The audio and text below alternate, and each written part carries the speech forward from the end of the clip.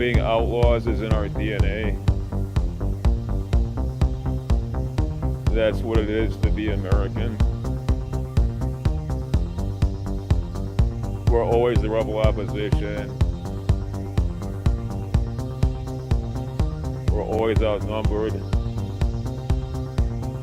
We're always hated. We're also feared and respected. I wouldn't have things any other way.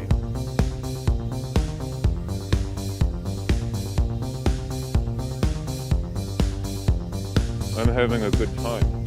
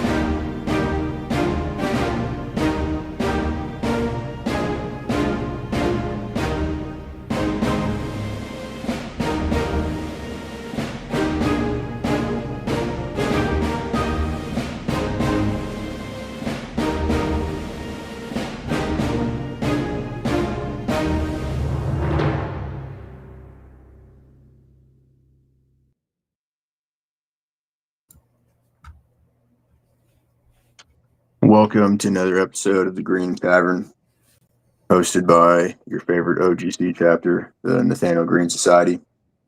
We have our officers with us, Luke, Kebbot, and Horatius, myself, Chief Slack. I'm just a member. Tonight we're joined by one of the greatest guests we could ever have, the Honorable Mr. Pete Quinones.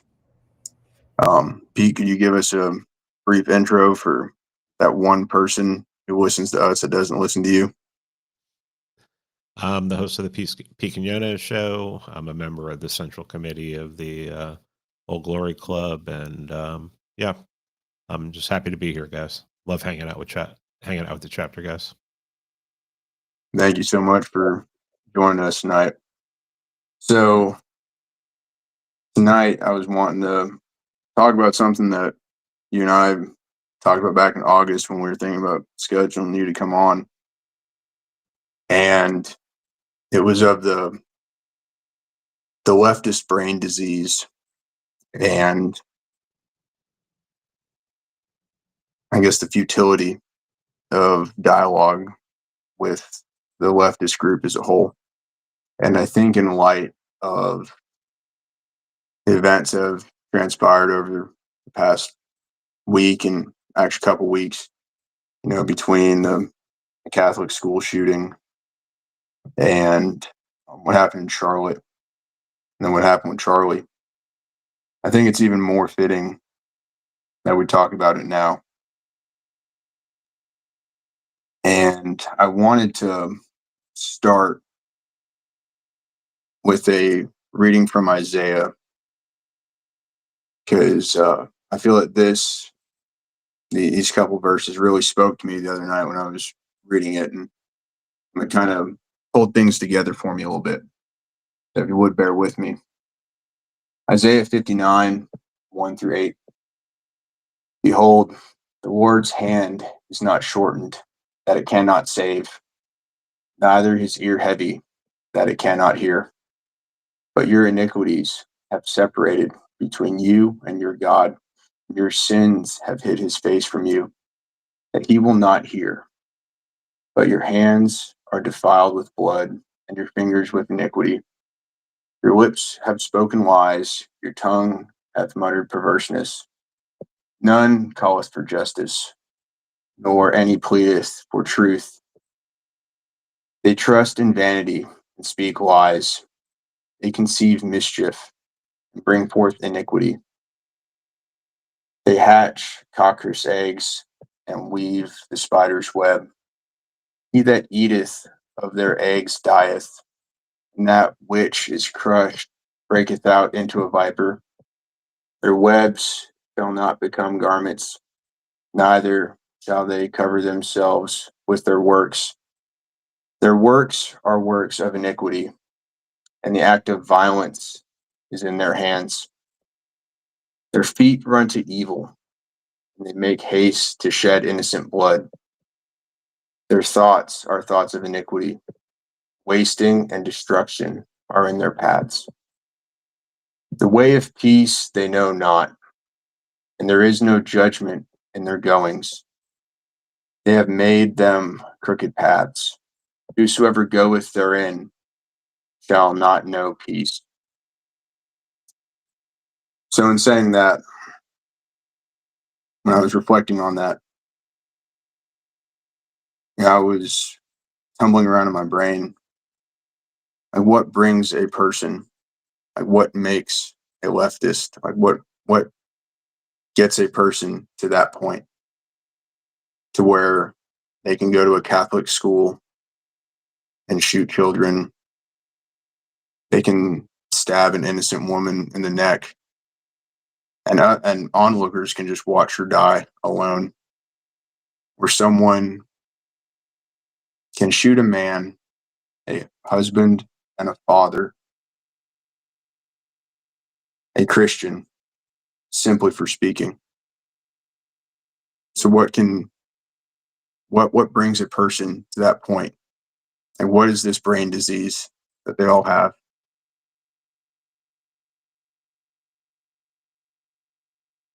I mean, you always have to start out with the demonic if you're not a materialist. But there are other factors that can, people can be led by outside forces and still not do anything as heinous as the things we're seeing. But a social engineering regime that has taught them that, Christians are evil and, inhuman, and Nazis or fascists, or, and then you combine that with a severely a multiracial society where the races are pitted against each other by that same regime and by nefarious actors. Well, if you have a regime that's doing that, the regime has legitimacy in the eyes of most. So if the regime is transmitting a message to a certain group, and that certain group is an open vessel for whatever it's putting forth, that regime, that government has legitimacy in the eyes of certain people. And you are going to have a certain group, a certain amount of people in any society, especially one that's so fractured as ours, that is going to buy into it hook, line, and sinker. One of the ways that you can really tell that they honestly think nothing they're doing, their belief system, what was done to Charlie, what was done to Arena, what was done in that Catholic school, the way you can tell that they're lost. These people are lost, and they believe that because they're being canceled, like the people who are being canceled, and I'm not talking about the ones who are having like performative meltdowns for TikTok. I'm talking about people who are like taking to social media and they're like, I got fired, because I celebrated Charlie's death. What the hell's going on? They don't think there's anything wrong with that. So what that tells me is that if they're getting their morality from what they perceive as a legitimate source, this social engineering regime, I don't think there's any way that you're going to change their mind, because they've basically accepted that what they believe is correct because who they believe is the ultimate authority told them. So we're at an impasse. We can't live with the people who were on that train who watched her die. People who didn't do anything because the person who killed her looked like them, was part of their tribe. And their tribe is outside of, is at odds with other tribes. So who cares? If a blonde white girl dies. So we're at a societal impasse where there are groups out there who are looking upon other groups, and mostly what appears to be the majority group, and consider them to be evil, and that they can kill them and they can hurt them and they can do whatever they want to them. So if these people aren't crushed, if these groups aren't dealt with legitimately under the force of law, using every bit of the law to crush them, what does the future hold for us? It holds war. It just holds internal strife. It holds more people getting shot, more people getting stabbed on light railways, whatever that thing was, and more churches getting destroyed, more churches getting shot up, more Christians dying. And then they want to complain that Jimmy Kimmel, thanks to Aaron McIntyre, got fired today. But they won't say anything about the people who lost their lives. So how do you deal with people like that?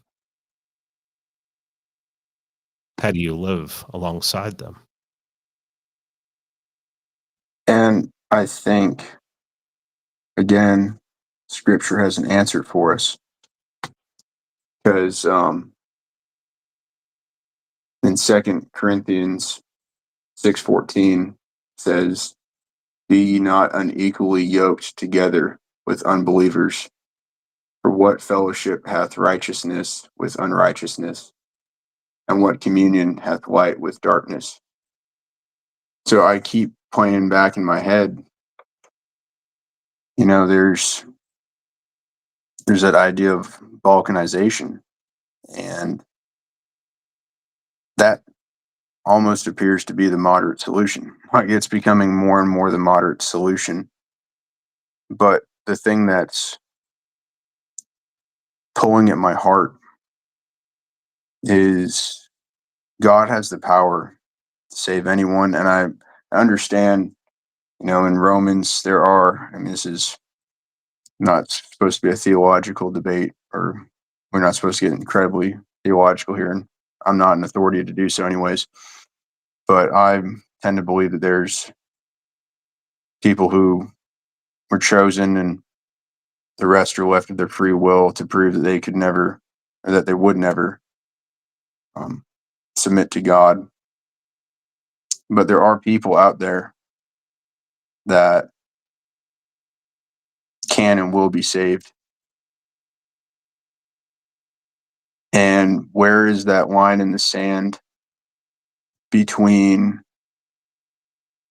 just closing the gates, saying, hey, we're here, you're there, we are our own thing, you guys are over there doing your thing? And are we abandoning those people to damnation? You know, like, what does that look like as a Christian where, you know, I have this conviction in my heart to save as many souls as I can, to be the absolute best Christian I can be, and go out there and talk to these people, or to talk to someone, to anyone, try and get them to understand the wickedness and the evil that is evanescent in their beliefs. And that, I think right now, that's a very tough thing to even really contemplate, because the emotions are still so high and the pain is still so raw. But it's something that I continue to go back to. And I think maybe it has to come down to just a difference in people. You know, there's essentially no more moderates after this week.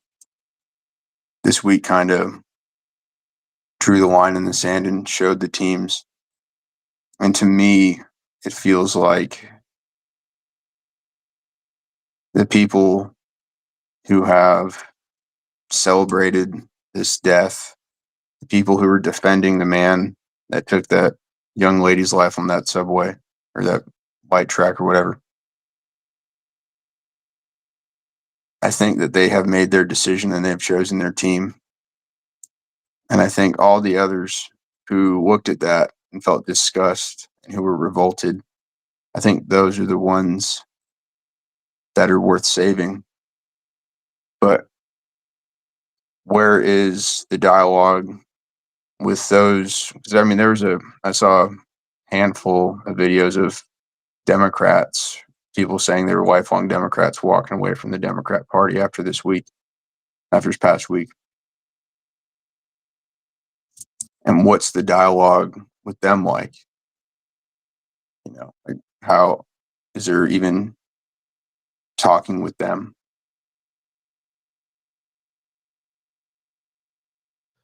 Well, I mean, I think the first thing you have to do is you have to keep yourself and your family safe.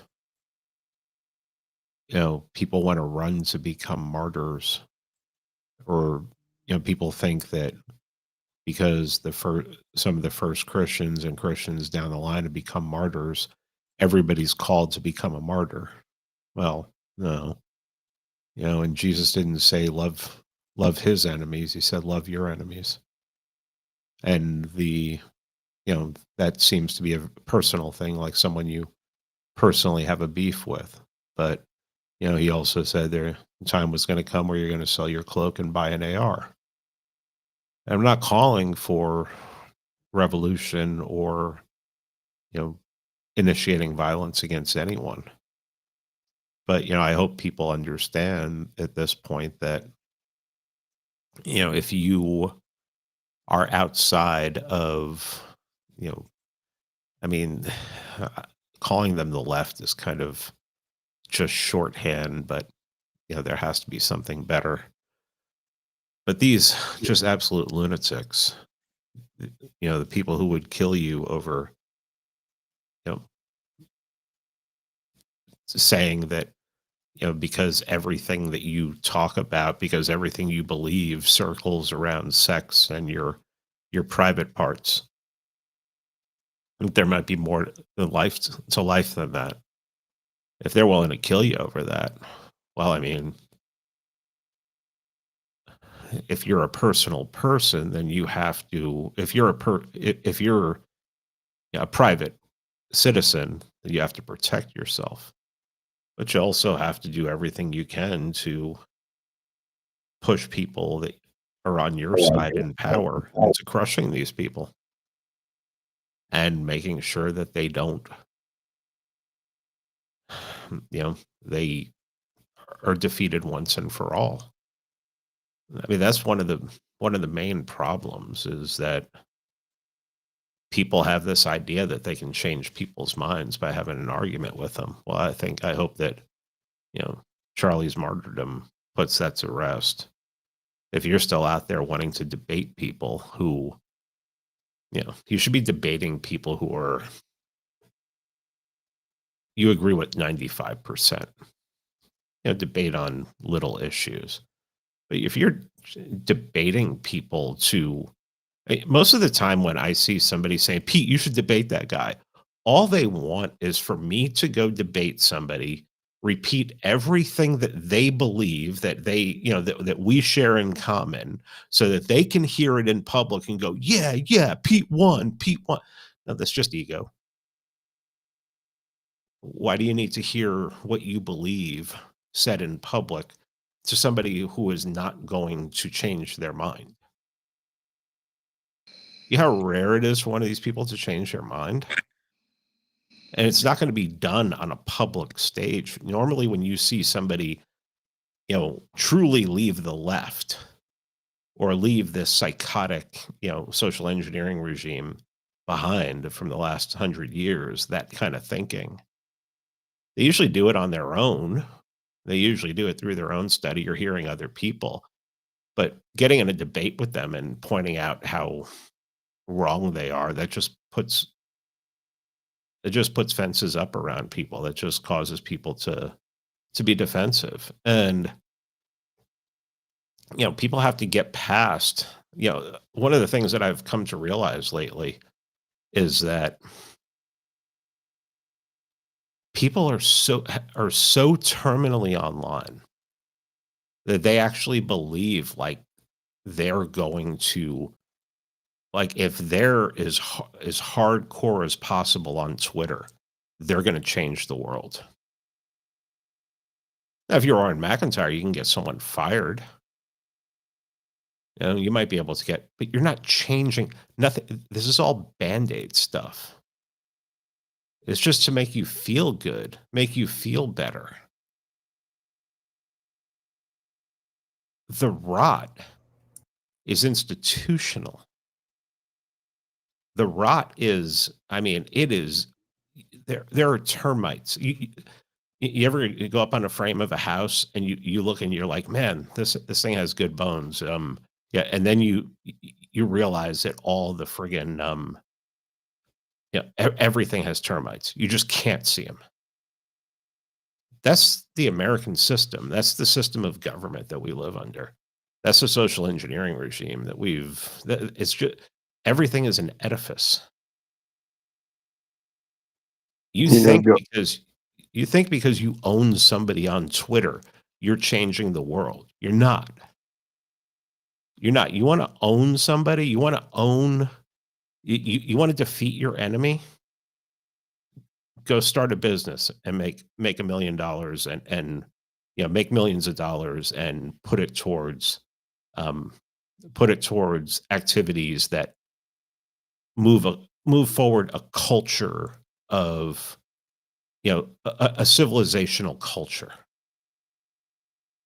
Donate it to people who can donate it to right-wing networks. That's one of the biggest problems I have with these right-wing billionaires. Oh, they're so based and right. Yeah, well, how come you're not giving it to how come you're not giving any money to anyone who's actually radical, who actually has radical thoughts, who actually understands what the past is and how change is made? How come the left, for lack of a better term, gives no-show jobs and sinecures to their radicals and you cancel yours? You think you're going to win with moderates? So instead of arguing on Twitter like a faggot, You know, and I argue on Twitter, but I don't think I'm changing the world on Twitter. My friends are on Twitter, but I also meet with my friends in real life. Leave the fucking basement or the bedroom or your house, wherever the fuck you live. Stop fucking around. Go make something of your life. You know, you're white. White people don't make excuses. They just go and do. All right? This isn't boomer shit. This is, you're a fucking white man or you're a white woman. Go fucking win. Stop making excuses. Oh, they're against me. They're not, they give jobs to... Shut the hell up. White men defeated half of this world and put it under the fucking cross. What are you doing? Oh, I'm going to go on Twitter. I'm going to post on Twitter. I'm going to own the libs. I'm going to call someone a Jew. Oh, see, I got him. I called him a Jew. How about you go do something with your life? Okay? Get offline. Go get married. Don't make the same mistake I made. Immediately have 10 kids. And go and prepare for the spiritual war ahead. Stop making excuses. You're white. Stop. Absolutely. And the way forward really, like you're saying, is to get our guys offline. The online discourse has its place, but all the real moves are made offline. And that starts with, organizing the guys in your OGC chapter, meeting up frequently, making the decision to be like, hey, we're gonna go do this thing, or we're gonna go support this cause somehow or another. And that's the way that we make things happen, in the real world, versus just sitting on Twitter all day and owning the libs. And something else too that I've been doing, just because where I work, I get the opportunity to talk to a lot of people, is I've been finding that a lot of younger men, they're not as online as we think. There's a whole class of younger men out there that don't have Twitters, that don't have much of any social media, and they're just kind of wandering through life. And I've been taking my time to talk with these guys and just kind of start getting them thinking in the right direction, and try and get them oriented and kind of perk up their eyes a little bit, and get them to hold their chin up a little bit, puff their chest out, and start walking in the right direction. And I think it's something that it's not something you can force people into. It's not something that you can strong arm your way into. You have to surrender it to God. You have to faithfully pursue it. You have to have it. You have to do all these things with the right intentions. And if they're willing to receive it, they will receive it, and they will pick it up. There's already been a couple guys I've talked to that have started to really get involved with things. And it's very easy to have a conversation with someone, especially younger folks who are so atomized and lost and lonely. And when someone speaks to them in good faith, like, it will completely change their day. You'll completely, like, that's going to be a moment in their mind that they're going to dwell on. So I think Pete's completely right. Like, we got to get offline. It's funny we're doing this online, but we have to get offline, and we have to start talking to some of these people, get them to really really understand where we're at and what we can do.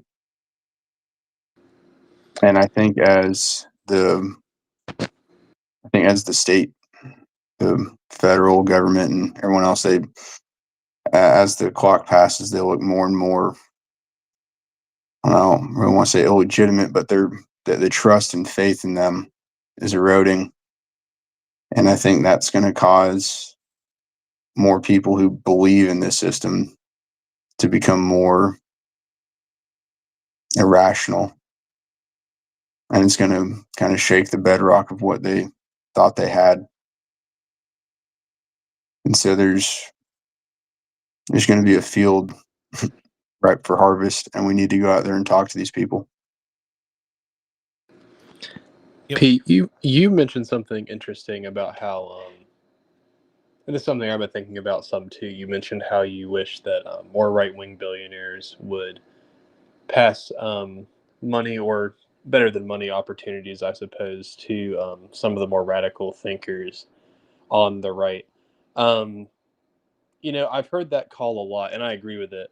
But I've sort of wondered before what people have in mind when they say that. So if you're someone who is sort of a radical thinker, especially if you have a real talent for it, like you're a bright guy and you've got some good ideas, what sort of, like, what would that money be for? Like, what would these billionaires be paying for them to do? Would it be to write books? Would it be to give them time to refine their ideas, like jobs in government? Like, what sort of thing do you have in mind there?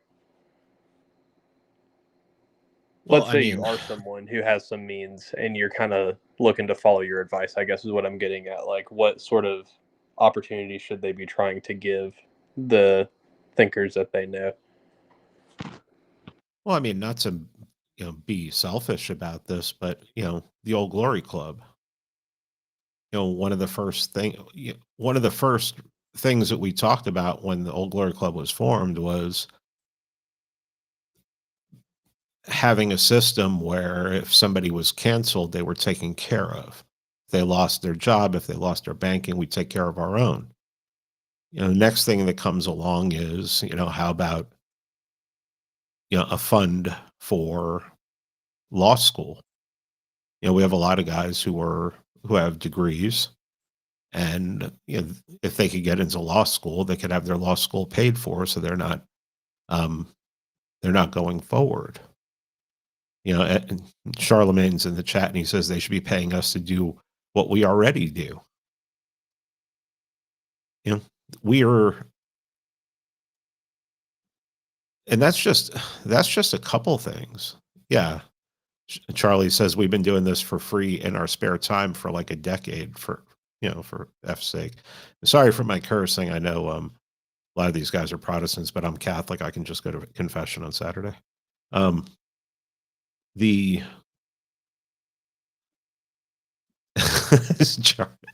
Charlemagne's definitely got some good comments about what we can do. How about think tanks? How about the John C. Calhoun Center for Political Studies? How about the Carl Schmitt Center for Political Studies? How about you get us hired into government positions? How about you get us into state positions? How about you get us into county positions? How about you help us get into get judgeships? These are important things. I mean, these are things that a lot of these things aren't even things that they would have to give money for.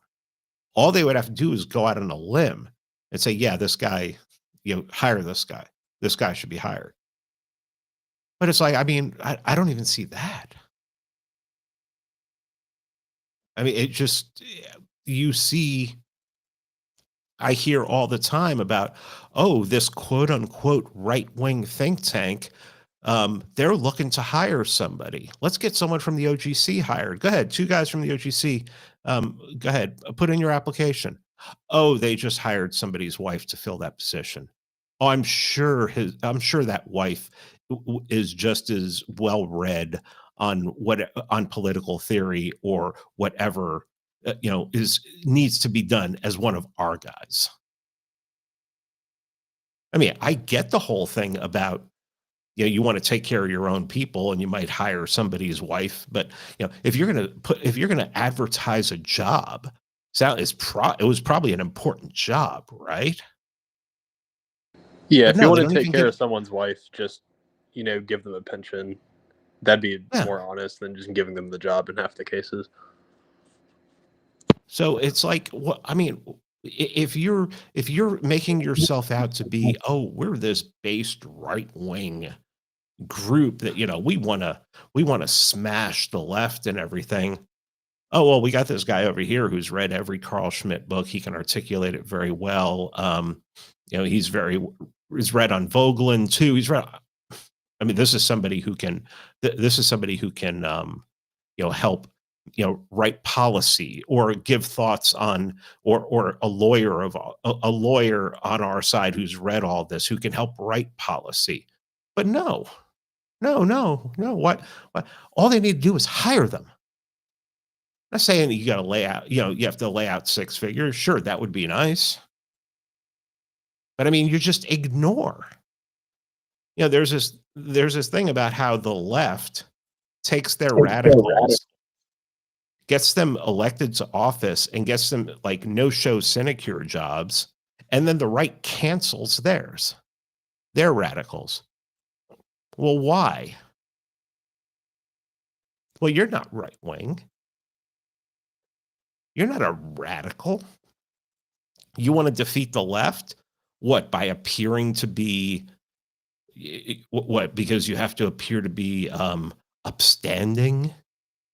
You have to appear to hire people that the regime will be happy with? You don't want to have someone who has an opinion different than some of your, maybe your founders or some of your regular donors. I mean, the Manhattan Institute literally hires porn stars. And they call themselves right wing. Oh, we do great work. We helped to get the the president of Harvard fired because she was accused of plagiarism. Yeah, so was Bill Ackman's wife. No one's canceling her. Yeah, I think the right in the common conception right now, especially within these so-called rightist groups, is just such a ridiculously wide net that it's pointless.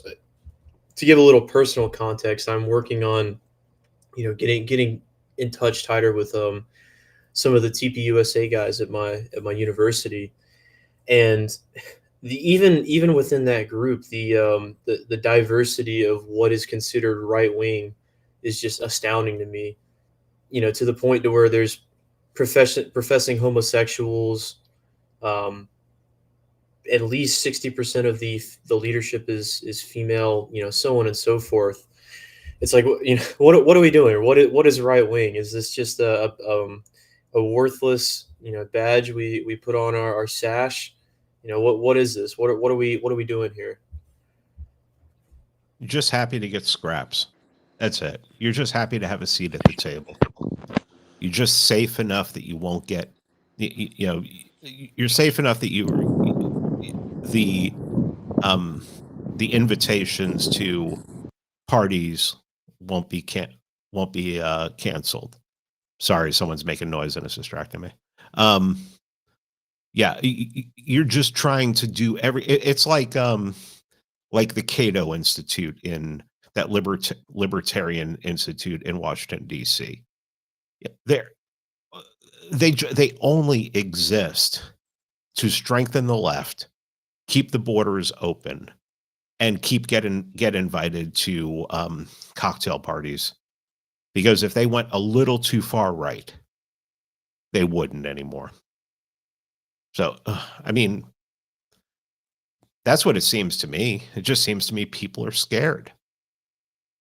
People are scared because, it's like, oh, you're not allowed to talk about this.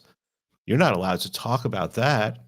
You're not allowed to talk about the percentage of a certain group that was in Joe Biden's cabinet. You're not allowed to talk about AIPAC. You're not allowed. Why are you bringing this up? Are you some kind of anti-Semite? I mean, these people, they're not ready for war. They don't want war. If they had war, they might lose some of their donors. If they had war, they might. If there was a real war, they might get classified as something that seems tacky to them. I mean, just absolutely insane. Absolutely insane. I guess we have an announcement here. Yeah, so it's actually the perfect segue. We talk about war and willingness for war. Well, it seems the war just got plopped on to the heads of the moderate conservative. Antifa finally designated a terrorist organization. This is huge.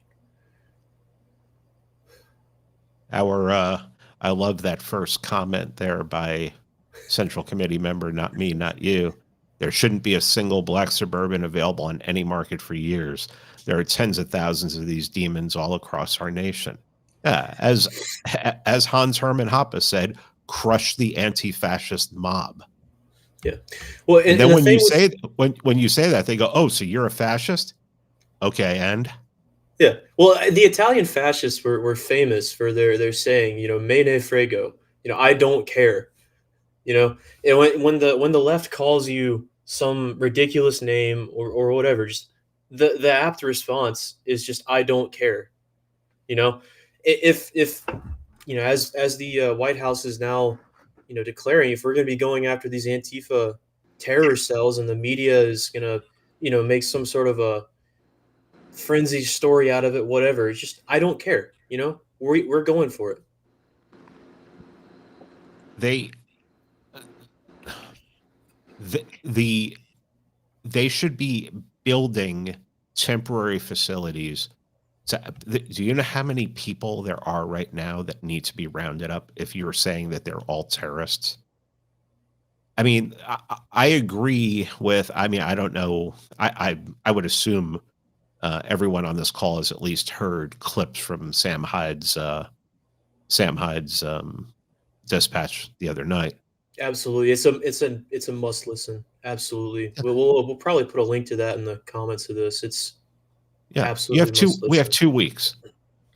If you're not crushing these people under heel, like a snake in the garden within 2 weeks, it's all lost. There's no planning here. Well, one thing, Bukele, what did Bukele do? If you have a neck tattoo, you're getting arrested. We'll sort it out later. I'm not saying arrest everybody with a neck tattoo. But what I'm saying is they know who these people are. They've all been arrested. They have they have access to these networks. Crush them. I mean, absolutely crush them. Absolutely. Or else we cannot have civility. We cannot have order. This is one of the situations. If you want to have liberty, you have to have order first. You cannot have order out of chaos. You need order first. The only way you're going to do that is to crush the enemies of order. This is going to be one of the situations, going back to what you said earlier, where you actually will need a lot of lawyers. Because Antifa is not a centralized organization, and so you are going to have to learn how to redefine terrorist organization in a broad enough way to include decentralized cells. There's some precedents with Al-Qaeda. That's how they were organized, but Al-Qaeda was in a different country. We've never had to do this at the domestic level before. And this is one reason why you need to invest so much. Even when you don't think you'll need it, someone might ask why you want 20,000 right-wing lawyers. I mean, this is the sort of situation where you would need them for. You need so many people to staff judge positions. You need so many people to, essentially do what lobbyists do and write policy for their representatives to pass. You need guys to win these elections and to be litigators. I mean, the time to do this was 20 years ago, but certainly we need to start doing that kind of thing now. Well, you need lawyers, but the real truth nuke is you need warriors, because when the left is backed into a corner like they just were 15 minutes ago, now they're going to go on a rampage because they have no recourse left. And especially in their sick, way of thinking, they're just going to escalate their campaign of violence. They're going to come after everyone. They're going to come after you, you, the viewer, because they're evil people, and they know that the forces of good are coming for them. So you need to be ready for that, and that's going to happen sooner than you think.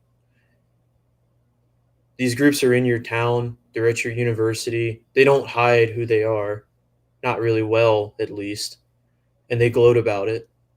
And now they're going to come for you. I really, I don't want to fearmonger too hard, but they're going to ramp up the political assassinations now that the state's going to crack down against them. Yeah. And that's why they need to do this as fast as possible. They need to do this before, they need to do this while they're in a tizzy, while they're just completely while they're running in circles trying to figure out what they're going to do. And part of that we didn't, that I don't think was mentioned, is that he said the groups, the networks that fund them, they have to be taken down immediately. The money has to be cut off. If these people don't have any money, what do they have? I would say half of them are doing it for the money. Half of them are doing it, I don't know, maybe less than half are doing it because they actually believe in it. But they need to be crushed. And whoever is giving them money needs to be crushed. Whoever is providing them support needs to be crushed.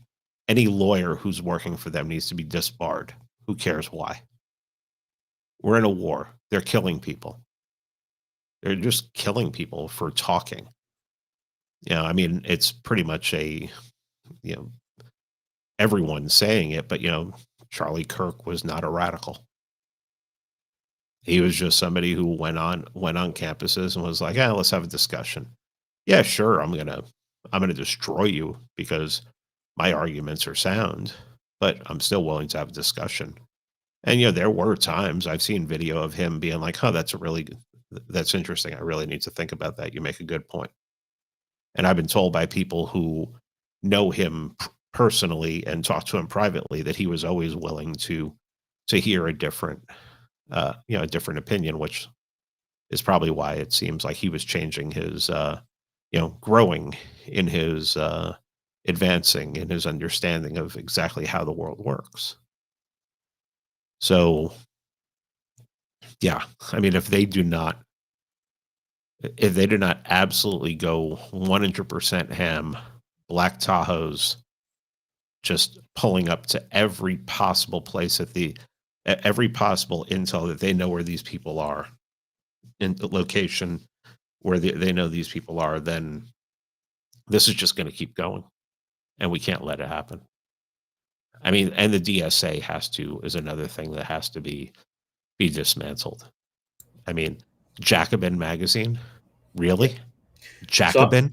So I'm going to drop a little bit of knowledge to all the viewers here. The DSA organizes publicly. Every DSA university chapter is publicly searchable. Their membership is publicly searchable. And they don't hide links to their discords and all that. So the president just declared those organizations as terrorists. It's absolutely your responsibility to notify the police, the feds, of these people who are in these cells, and you can easily find them. Yeah. Do not do this. Don't go do this with your buddies. Even if you know where they are, don't go do this. This needs to be done by legitimate. I have never called once for private violence. I've always said the best way, if you want to help the people in your area, secure your area. You have to get elected, get your friends elected sheriff. You get elected sheriff. You get elected mayor. You have to do this under the color of law. You have to do this in a way that the majority, overwhelming majority of people see as legitimate. This must be done legitimately, but they must legitimately be crushed underfoot. Absolutely. And This is the mandate of the state. This is the truest expression of the duty of the well-ordered state, to put these groups down. And now they have the divine mandate to do so. Yeah, these are the times, if this would have been done in Spain in 1931 and 1932, there's a good chance you wouldn't have had the Civil War. But they didn't do it. If you want to see what it looks like, if you let these people keep going and building the kind of networks that they build, look at 1936. They've already started burning churches in other countries. They've already started killing Christians and Catholics in this country. They're already killing people. They're already killing innocent people. If you really want to understand what happened in Spain, if you really want to understand what the goal was from the communists and the anarchists and their Republican allies was that they were going to kill half the country. They figured if they could kill half the country, then people would just fall in line. You don't think that these people would do that here? Come on, we're all fascists. What do you do? What do you do to fascists? Even if you're not a fascist, was Charlie a fascist? I mean, come on, wake up. These people need to be absolutely curb stomped by the authorities. Absolutely. I want to read a quote from Mystery Grove. Whenever we talk about these freaks, it always comes to mind. It's reminder: communism is when ugly, deformed freaks make it illegal to be normal, then rob and kill all successful people out of petty resentment and cruelty. The ideology is all just window dressing, and that's truer now than ever. We have the mandate. Trump has the mandate. The federal government has the mandate. Stephen Miller has the mandate to just crush, utterly crush, annihilate, reduce these groups to the dustbin of history and just make the left a concept of the past. And this is our one opportunity. We're sitting in Primo de Rivera, Spain right now, and this is our one opportunity to make sure, our second republic era doesn't come about. Yeah. What you want is you want these sick freaks to be a ghost story that your grandkids hear about. You want it to be sit around the fire and they're telling ghost stories about how Antifa is going to come and get you. You want them to talk about Antifa and talk about, the DSA and these sick freaks, the way that, the Spanish who fought in against the left in Spain. You want them to talk about you want the I'm trying to figure out what I'm trying to say here. Sorry. You want your children, you want your grandchildren to be thinking about, you want them to be idolizing Franco and his forces. You want it to be far left behind that they're talking about how the Russians defeated the Germans in World War II. All of this anti-fascist nonsense, historical abomination needs to be gone. The left, these people, they need to be the ones that are the demons in the future, because it's been inverted. We're living in inversion right now. And we need to see them crushed. and the narrative set right. Absolutely. Well, we're coming up on 9 o'clock. We don't want to cut into the chapter house stream, so I think this is probably a good point to end it. Pete, do you have any closing remarks before we end the stream? No, just, I mean, I know that I was shitting on people for saying, stay off of social media and go do something. But there are times going on social media and going on Twitter can help. And that's one of those times now. Go and chimp out and show your support for the people who are going to war against, say that people have, we know that this White House and this government responds to people's messages on Twitter. We've seen them back down on things.